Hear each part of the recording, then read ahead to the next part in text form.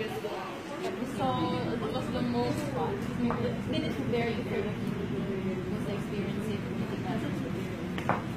Actually, beauty pageant experiences, they prepare you for life. Kasi yung experience ng beauty pageant, it teaches you how to handle yourself. It teaches you to have belief, trust in yourself, especially if you're on stage, and especially if you're on stage and you have heels. So I think it prepared me for life. Yours, the support of the people was evidently saw you during your PBB stint. So what's your message to your people fans? I'm so blessed po talaga. Sobrang masasabi ko na napaka-blessed ko. Kasi nung lumabas ko ako sa PBB, sinabihan po ako na grabe daw po talaga yung support sa akin ng people. And nagulat ako kasi I didn't expect that.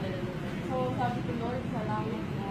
Pero nung nalaman ko na grabe yung support nila, mas ako naging determinado na kung naging proud sila sa akin dati, mas gagawin kong mas proud sila sa akin in the future.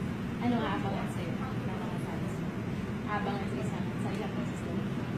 Malapit din na po makita ako ulit sa TV at saka malapit na din po from PBB just a few months na lang po, and then makikita niyo naman po ako sa this time sa big screen and endorsements. How does it feels, hindi ko po nararamdaman na I'm up there eh. Kasi parang everything in my life, kung sino ako dati, ganun pa rin ako ngayon. Yung nagbago lang, marami ng ilaw, marami ng camera, pero I'm still the same.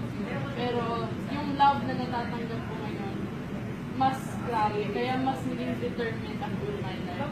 Parang I had, because of the people na naniniwala sa akin, because of the people who love me, parang nagkaroon ako ng fuel para mas pumunta sa mga pangarap.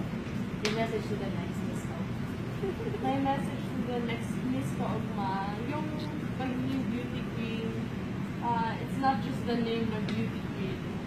So much more than that. Kaya message ko sa iyo, sana yung crown na to, pangalagaan mo, and I hope na it will take you to places. It will make you believe more in yourself. Para in return, maraming mga kabataan na ma-inspire sa'yo na maniwala sa sarili nila. Thank you so much. Very inspiring. Pero gusto ko na mag-join, Friend, dapat ka mo ng training niya.